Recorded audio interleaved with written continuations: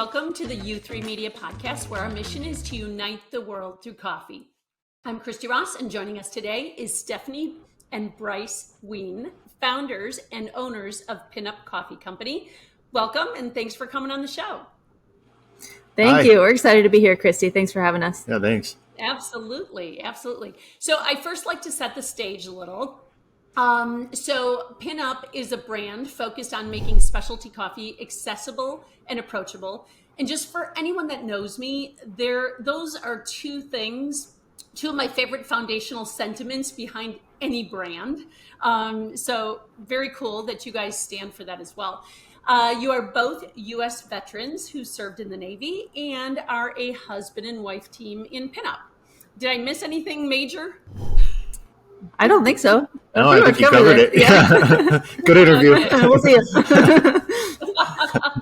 All right. So let's start out with this, and I'll direct this question to Bryce. So where did the name Pinup come from? So actually, that name has been a name that Stephanie has had in her mind since she was 15 years old. So I'd probably actually let her speak to that more than anything. Yeah. I feel like a lot of people say that, like maybe they had a little bit of a vision back then and it might have to change. And ours changed a little bit because I think Pinup Coffee was taken. So we just did Pinup Coffee Co. But it all came from, so this was like 18, 19 years ago when I was that age. And that was kind of when tattoos were kind of becoming a thing, more and more like acceptable, if you will. And I just loved the American traditional style, and I loved the pinup girl tattoos. So the brand idea has changed a little bit as far as visually what it looks like, because we actually ended up tying that more to our service in the Navy because we were both aircrewmen, so we were flyers. So we twisted it to be a little bit more fitting to Virginia Beach because there's a lot of aviation here, a lot of military here. And just tweaked it to be vibrant and then still pay tribute to that art on the World War II aircraft. So our blends are actually named after some of those aircraft. So that's why they're kind of crazy names. Like Slightly Dangerous, which I totally love that name. Yeah. Yep. So, well, where did the love of coffee come from then? Like at 15, were you drinking coffee at 15, Steph? I was, yeah. I'm pretty sure it started before that, probably 12, and I'm sure my first sip of black coffee didn't love, but then discovered things like frappes. And so, when you're a teenager, those were amazing. Those were so good, like ice cream.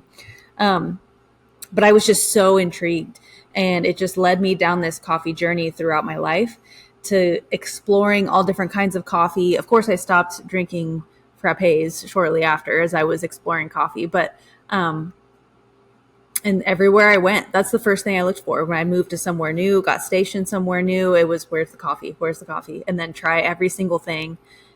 We started brewing. I think after we got married is kind of when we started experimenting with homebrew methods more. So like we got every dripper known to man, grinders, the whole shebang. And just, I've always loved coffee. I fell in love with specialty coffee. But there were things that I didn't love about it and the feeling with it. And that's really what we wanted to change with our specialty coffee company. And that's sort of the accessibility and approachability, right? Yeah. And I definitely want to get into that. But before we do that, I have to ask Bryce, were you drinking Frappuccinos at 12 and 13 years old too? No. So I guess my coffee journey really started in exercise, actually, because I think at 15, 16 years old, I was probably drinking, if I had to be honest, energy drinks. And then I came to understand how bad they are for you, and how you can utilize something like coffee for your workouts, for your CrossFit workouts, things like that. And then the Navy also solidified that caffeine need. So, started drinking a lot of coffee at that point. Yeah. Well, so where did the actual spark for creating the business come from? So you guys bought all this stuff. You're basically, you essentially have a cafe in your house, but yeah. I mean, with all the different equipment, right? But where did the idea to say this is what we want to actually build? Well, I'll take this one because this whole thing is my fault. It was something I had wanted to do since my first Frappuccino back when I was 14, 15. I was kind of just daydreaming about having Pinup Coffee. And it was this daydream back then was a cafe by day and a bar by night. And it was something that I had thought about throughout my entire life, like here and there. Sometimes it's tucked away. I didn't think about it for a year or two. And sometimes I was thinking about it all the time. And it wasn't until I was on deployment in South Korea, some great coffee over there as well, but realized I didn't want to stay in the Navy. Loved it, absolutely loved it, but did not want to stay in. And then this idea kind of popped back in and was like, is this feasible? Is this something that we can do? So I brought it up to him and I said, hey, I think I want to look into this. What do you think about this? As something for my career, not necessarily for him as well. So I started reading every single coffee book, every single business book, every webinar, started getting mentors, and realized it was a thing that I could probably do. And it started snowballing from there. So when did you officially launch Pinup? So the official date was June of 21.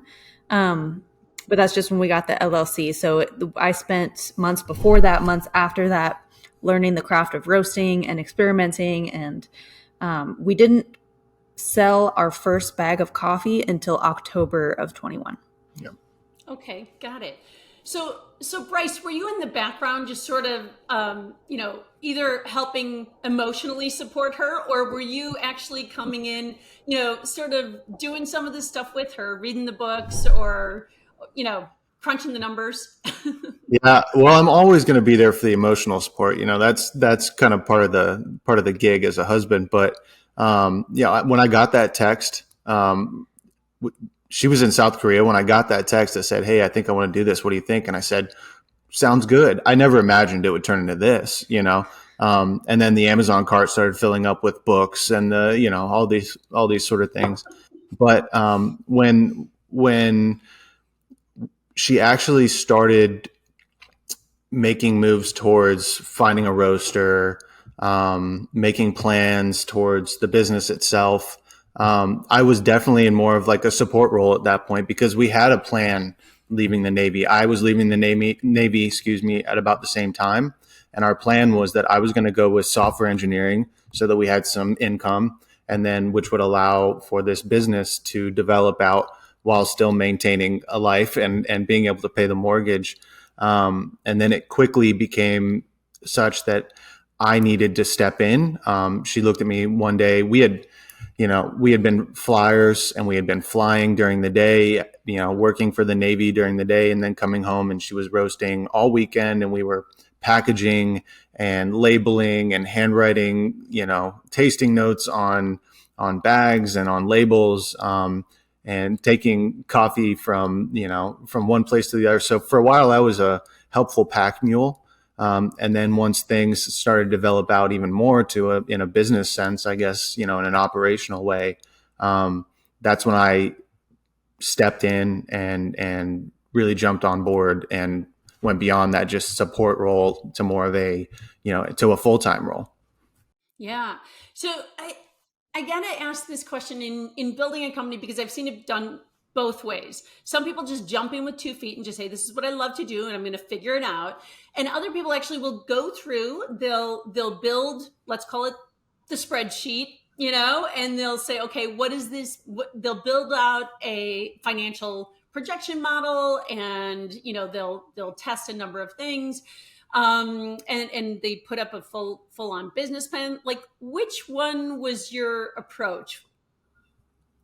It was definitely the more prepared approach. I did everything I could think of. I joined the forums. I read every single post and every single comment on the Coffee Roasters forum, every single book, big old business plan, projections, mentors, advisors, met with them in person, met with them over Zoom, I was the over preparer for sure. Definitely over preparing. Yeah. That's not a bad thing, though. That's not a bad thing. You kind of know what's coming down the pipeline and how to react to it then, right? I'm really glad I did. Definitely. Yeah. So okay, so you bought all these books on Amazon. Okay, and I have to admit, I don't come from the coffee industry initially. I come from financial services, and I bought every book that is out there on coffee when I'm jumping into this. So I totally get Yeah. it. I'm really curious if I've read a lot of the same books you did. But if you were to pick out one of those books and said this was the book I needed, which one would that be? And did you make Bryce read it? Okay. Yes. So as far as coffee books, The World Atlas of Coffee by James Hoffman, it's an excellent starter book because it takes you from seed to brewing method. It's not too dense. It's very readable, even for someone who's just a coffee connoisseur at home and they don't want to start their own business. Fantastic book. Absolutely love it. I still look at it all the time. And yes, I did make Bryce read it. Yeah. But I find personally, given that I'm the operations side, that I get a lot of value out of business and branding and marketing books, because in the end, it is a business, right? And so you have to have the yin and yang of the creative vision side and then the actual operational side. Yeah, no, absolutely. I totally agree with that. So, okay, so you guys started when you were serving in the Navy. Like, how did you guys actually manage that? I mean, were there now I know you said you went on a bunch of the forums, you read the books, but were there any veteran support systems available to you in terms of financing or mentorship or, entrepreneurship in general? Yeah. Yeah. So for starting with how we did that, to this day, sometimes I still don't know because just the lack of sleep. We both just worked really, really hard. And it was during that time period where Bryce was finishing up his software engineering, and he started jumping in more and more and more because I'd be, hey, my flight got pushed back. I need this packaged. I need help with this. It was really hard. It was a mess, and it requires as much organization as you can have as well. And just trying to remember every little thing that needs to be done and not letting anything go through the cracks. There was definitely some support though, and, within, the aviation community, specifically the aviation community that we come from, is very, very small and very, very tight, very close to one another. So in the way of making room and understanding what we were trying to do at that point, it was kind of without question when something was brought up around, I kind of need this day to do this. Yeah. And because people understand that the Navy for some is not forever, and that's okay. And they actually most hope, especially the upper chain of command, really hopes that you do find something that you're passionate about and committed to outside of the service, beyond and afterward. Yeah, a lot of support there. Yeah, that's incredible though. And I actually like to hear that because I didn't, when you think about transitioning, right? That's a big transition in general. And it's nice to hear that there are, they do support that. They do support you finding or wanting you to find something else. Actually, thinking of transition, how did you guys actually prepare to move from active duty to sort of full-time careers in coffee? And I know, Bryce, you said that you were on a different path initially, but how did you guys sort of plan that transition? Because I would think that it comes with some challenges. Yeah, well, like we kind of talked about, we set up a plan of this is what I'm going to do so that we can have an easier time getting out.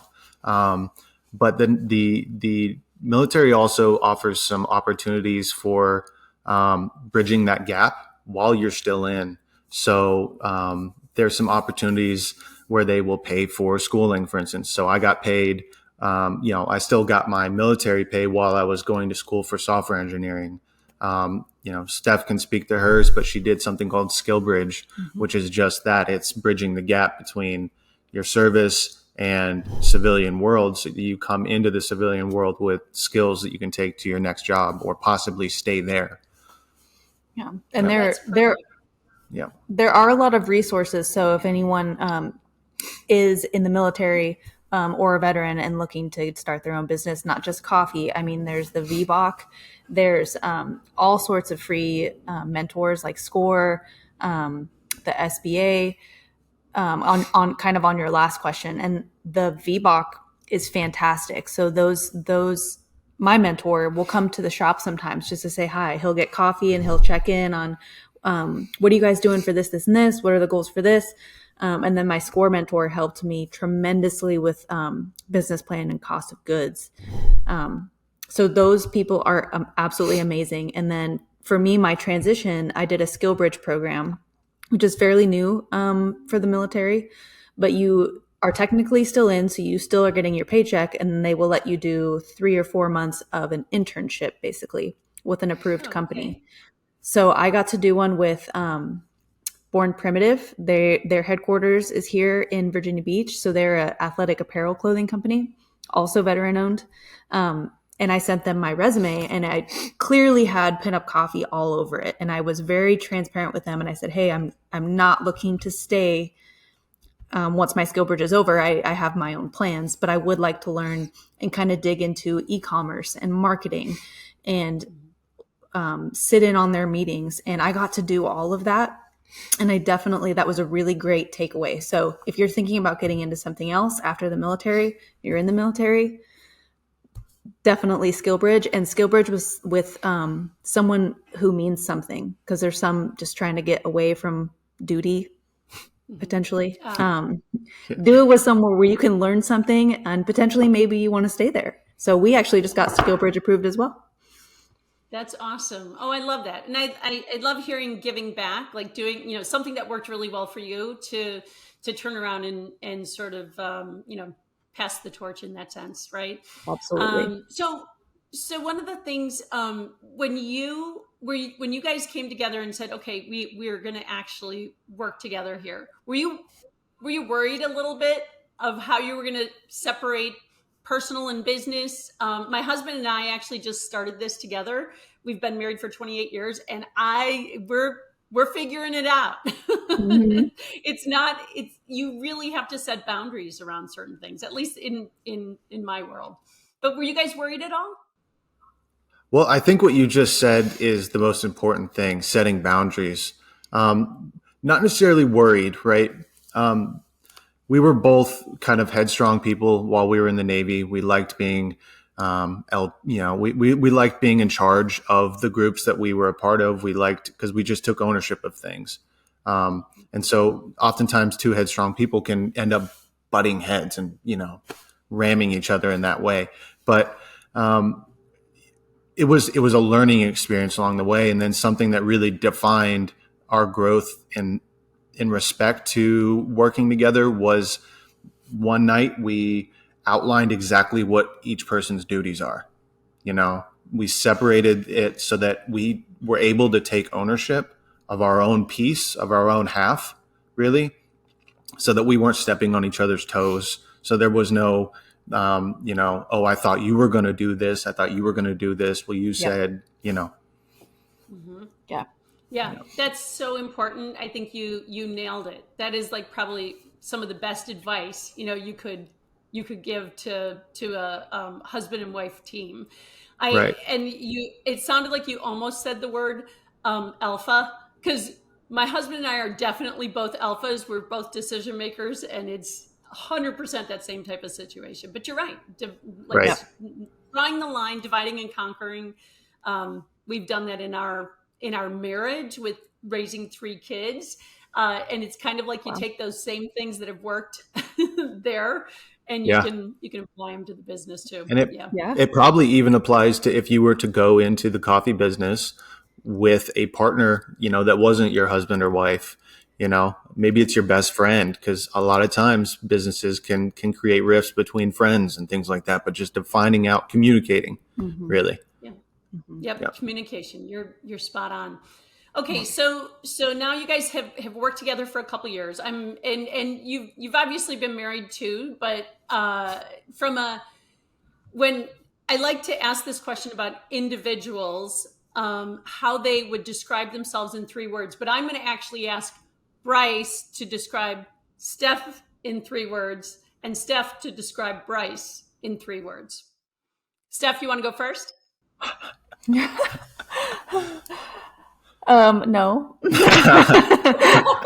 I'll go. Here. Do you want me to explain why I chose those words as well, or just Sure, quickly? I would love that. Okay.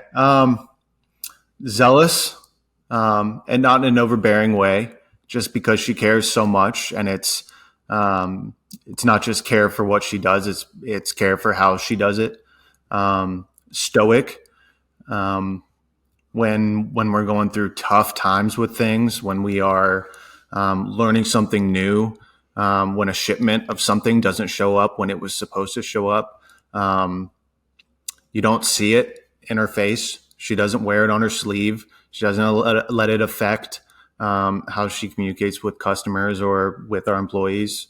And then assured is the other one I would use. Steph can come across, I guess this is similar to Stoic, but she can come across obstacles in her life and move past them. I guess with grace, better afterwards. Yeah. That is wonderful. I love that. I need to just slice that out. That's it. He painted a beautiful picture of you, Steph. I know, he's pretty great. So for him, handsome, supportive, definitely. And I feel like that, you can probably tell that from now, or from this interview, but that's one of the best things is I always feel so comfortable bringing a new idea to him because he is so supportive, but he's also honest. So I can say like, hey, what do you think about doing this, this, and this on this date? I'm never worried, that he's going to fight me on something, but he's always open to talking about things. And I think that is a great quality to have as a husband, as a business partner, and just as a business owner in general. He's goofy. I have to put that in there because that's one of my favorite parts of the day. And he keeps us all laughing here for sure. And if you don't follow us on Instagram, go follow us on Instagram because there's something really funny coming out soon too. But he keeps everything interesting and sometimes can bring me back to life if I'm kind of stuck in a rut or lost of creativity for a moment. He's kind of the one to bring us all back up. And then lastly, dedicated, definitely dedicated to being who he is, no matter what. That's awesome. Those are all wonderful, wonderful qualities. So first of all, you guys are like the perfect team. I can tell already. So, okay. So let's talk about Pinup. Walk us through how many employees you have, how many locations, talk about your offering, all of that. Sure. Yeah. So we have 2 employees. We have a number of contracted 1099 employees that work for us at the markets because we have a large market presence. It's something that's really close to our hearts. It's where we started, and it's something we will continue to do forever. And I guess I'll speak to that more in a little bit. But so we have our roastery here in Virginia Beach. We are at this point just a coffee roaster. So we have this location. People can come in, pick up coffee, hang out with us, see roasting. It's a really fun place to be. Let me think what else. You asked, where we are, we can find us. We're in a number of fresh markets in Virginia. We are in a lot of other coffee shops around here. Mm-hmm. We have a large wholesale presence. And like I said, we do a lot of markets. It's where we got our start. It's where we found our people. You think of your target customer, your ideal, the person you want to speak with. Mm-hmm. That's where we found our people, was at markets. So when you What say else? markets, you mean like I farmers do. markets, or okay, got it. Specifically ones where people are looking for their, their week's groceries of sorts. Those are the farmers markets where we find our people. Yeah. You Yep. find the one that matches. You Yeah. find the one that matches your brand and what you has your target market and people who appreciate what you're offering. And you just kind of try different things in the community. Some may work and some may definitely not work. But we do more than just markets in the community too. So we do little events from time to time, like bringing coffee to like a high school event or Supporting some veteran, veteran associations. Yeah. yeah. Yeah. So we try to be out and about as much as we can. Yeah, sure. No, and I mean, definitely infiltrated in the community. Like you guys are part of the community, and you're adding to that. So one of the things, Bryce, that you mentioned is you don't have a cafe, but people can come and pick up their coffee, which I think is actually kind of cool. Like, how do you do that though? How do you not want to serve them a cup of coffee when they come? It's hard sometimes. It's very tough, Yeah. because we do have a lot of brewing equipment out front, because as roasters, we have to make sure that what we're providing to people is what we expect it to be. So we have everything you can think of in there, including, espresso machines and batch brewers and things like that. So people walk in sometimes thinking perhaps it's a coffee shop. But we've done a good job of educating, I guess you could say. It is really tough. And we will have things like, we make cold brew, right? So we will have something that we can offer them if they are so inclined to want something, to drink. They came all this way from 30, 45 minutes away just to come grab their bag of coffee, but also because we do have a pickup offering, so people can order online, come pick up their coffee. So some come from quite a ways to do that, and to disappoint them and not give them coffee, we don't let that happen. Yeah. Right. Right. Right. I figured not.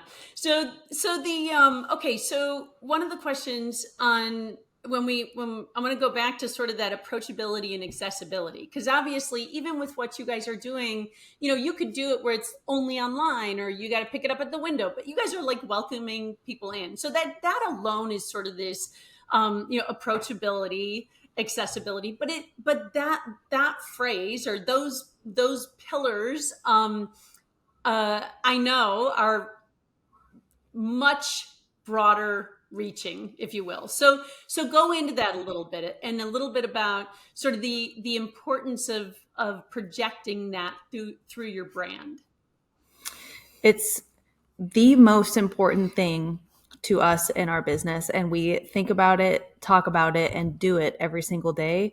And that may sound like a cheesy line, but if anyone is they're trying to be approachable and they're trying to make specialty coffee, sometimes you have to take that really cool stuff that you're doing and put it behind the scenes, like density ratings of green coffee, all of the sample roasting, all of the cupping, all of kind of the science behind it. It's really cool, and we think it's the coolest thing ever.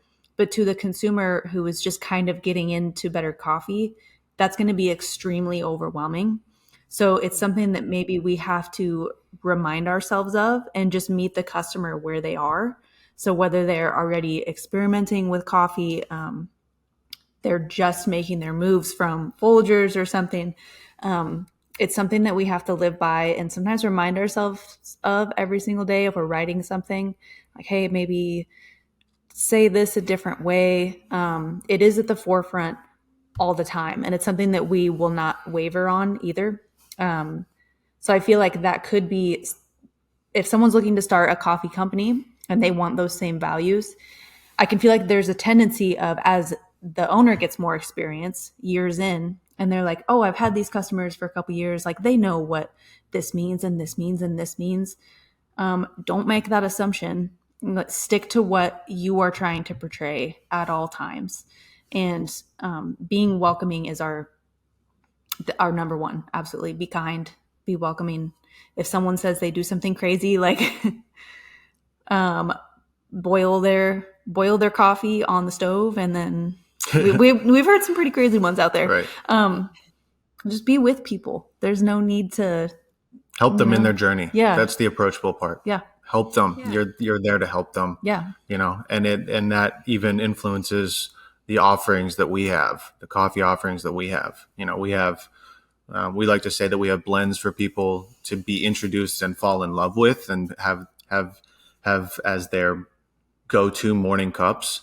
And then we have single origins to explore, but that approachability comes into play, especially when we're picking out single origins, because it's really easy for us as, I'll use this word again, coffee zealots that really are into it. We travel to other countries to go visit coffee farms, to go, man, let's find the coolest, most interesting. And oftentimes people that are just being introduced to specialty coffee and what coffee can offer, it might be a something that's going to turn them away from it if it's, if that's all you have in the way of single origins or something like that. Yeah. So you need to have a spread.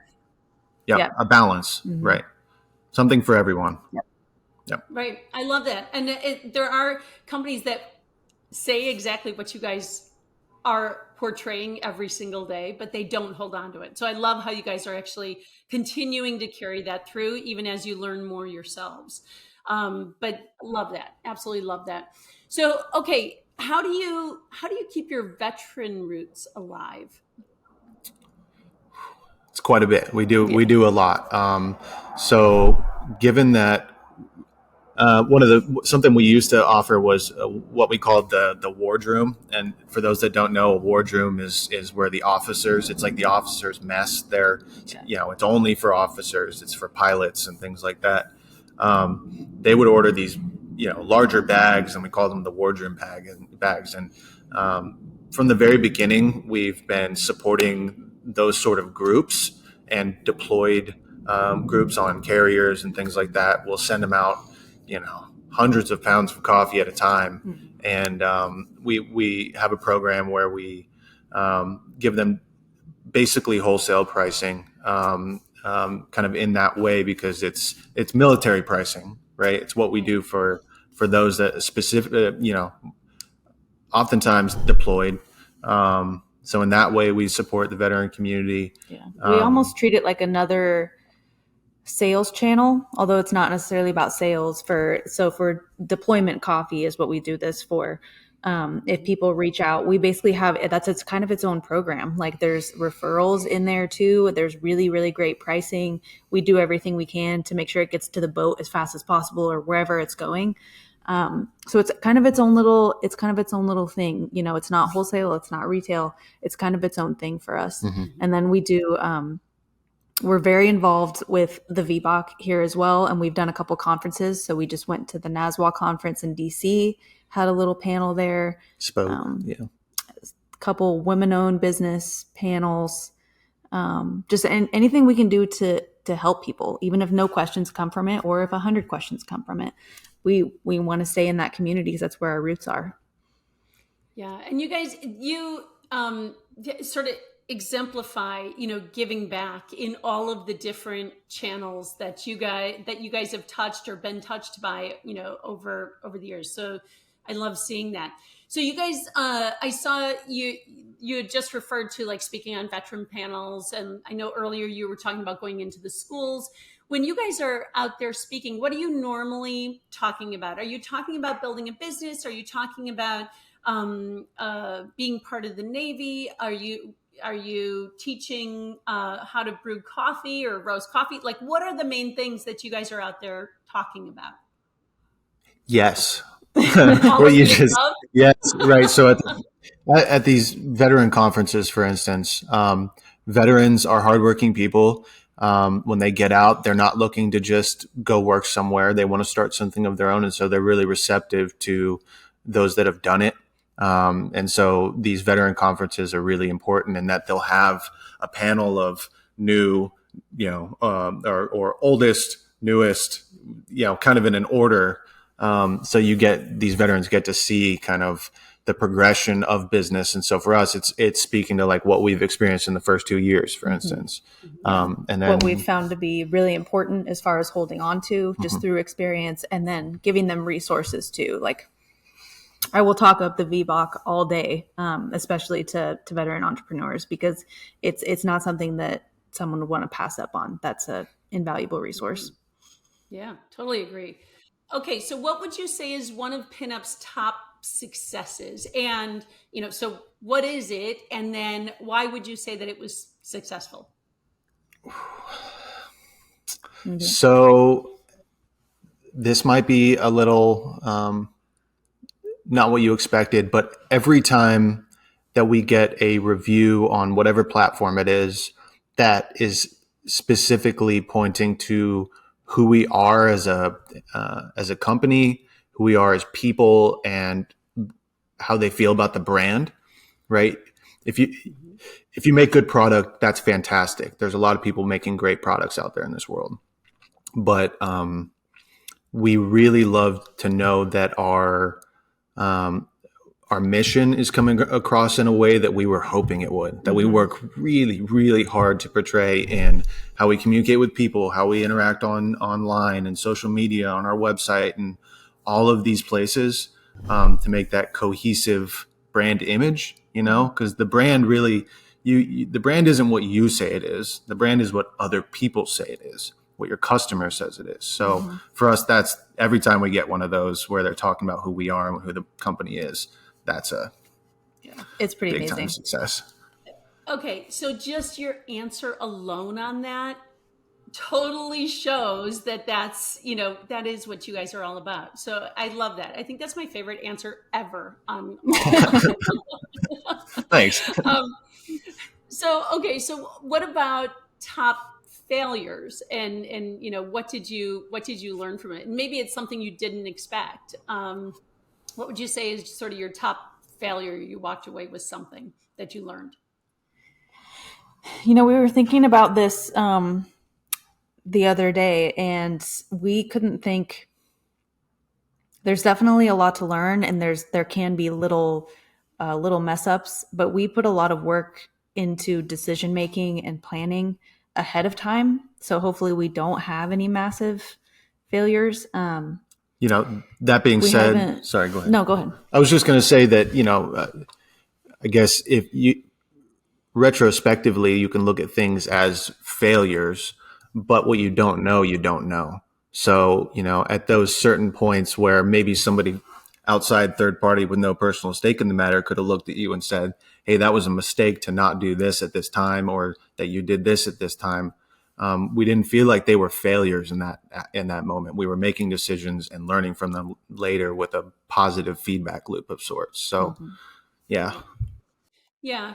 No, and that I think goes with your mindset, right? Of you're diving in, you're learning, and you're open-minded. And I also think that comes with maturity in building your own business. Like, some people don't realize that till later. They do look at a lot of things as failures, but as you guys have already done out of the gates, you're like, what, these are just learnings, and we're learning and we're improving and we're moving forward. So I think that's great. So, okay, so I'm going to move to, and I don't want to run out of time, and I know I have a bunch of questions I want to still ask. So I'm going to jump into a couple that I just want to get your view on. In the coffee industry, I have found that there's a little bit of a debate. I guess I'll say debate over expiration date on coffee. And so I'm really super curious what your guys' view on expiration date is. Sure. I'm very passionate about having a best buy date. You can use either best buy or expiration, of course, depending on the food. We use a best buy date, and I do definitely think there needs to be one of those two dates on coffee, because although it may still be safe to drink, it's not going to taste the way that you are wanting it to taste, and you're not going to deliver that experience to the customer. So I think it's very important to have those dates, and so people understand, like, it's best by this date, so this is a week later, so it's probably going to be okay. It's probably not going to be as good as the company wants it to be. So I think a best buy date is a good communicator. I definitely do think those dates should be there, though. Yeah, it's a good guideline, right? It's a good guideline to enjoy it at the peak or optimal optimal consumption point. Yep. So, okay. So do you guys each have a life motto or words you live by? Yeah. You can go first. Sure. Mine has always been, I'd rather attempt to do something great and fail than attempt to do nothing and succeed. And I feel like I've always tried to live by that, because I don't want to just go about every day and kind of wonder what I did with my life, go to some random 9 to 5, be bored, and then go home and do the same thing I don't want to do that. Even if it's riskier, count me in for the hard stuff. Yeah. And I don't necessarily have a life motto. I went to college for philosophy, so I'm a little woo-woo in that sense, I guess. So I have a word that I keep in mind, and that's mindfulness. Because I think, as we develop as people throughout our lives, the things that are important to us may change, and it's helpful to have things in mind, like life mottos that are specific to time periods in our lives, I guess. So that's just where my mind goes, to mindfulness. I think that's a great point. Okay, so I'm gonna jump into some of my standard questions for U3 Coffee. Can you guys share a general coffee industry stat that is interesting or fascinating to you? You have one, don't you? Only 8% of the $18 billion worth of coffee market is considered specialty coffee. To me, that blows my mind, because it's what we do then by definition is special. It's a minority, of sorts. So yeah, that's not a statistic that you want to necessarily point the customer to, but for us within, it's like, this is cool, Yeah, very cool. Yeah. Steph? I don't really have a stat. I was thinking about that too, but for me, what I find interesting and fascinating is that there is always something new to learn about coffee, especially when you're roasting and it's chemistry. There is always something new to learn. There's always someone putting out new information because they did a study. It will never end, and I love that about coffee. Yeah, for sure. So along those same lines, can you share like a random fascinating fact that coffee consumers probably don't know? Ooh, I got one. Ooh, me too. Coffee throughout history has been banned in certain countries because those governments thought that it created radical thinking, because it woke people up, or something like that. It gave them energy and maybe creativity and the will to work. That is definitely fascinating. I had never heard that. I did not know that. Yeah. Steph? Mine's not as cool as that, but this is for your drip coffee makers at home who have a auto drip machine on a burner. Turn your burner off, because there's an acid in coffee that will taste great when it's hot, but if it sits on a burner and continues to be warmed that way, it's going to get extremely bitter, and it's a chemical change that's occurring in the coffee. So it's interesting that it's a chemical change, but long story short, turn that burner off. That's a good takeaway. I love that. That is actionable advice. Brew better coffee. Okay. Yeah. Yes, for sure. Okay, so now we're going to jump into the U3 top 3. So very brief answers. And so what I'll do is I'll look to Steph and you can answer, and then just Bryce, you can answer right after, okay? On each one. Okay, your favorite brewing method? Espresso. Yeah. And so coffee, for coffee consumption, so coffee drink of choice, like black, latte, hot, cold, specific origin, wash, anything of the above. Cortado, and I also really love black cold brew.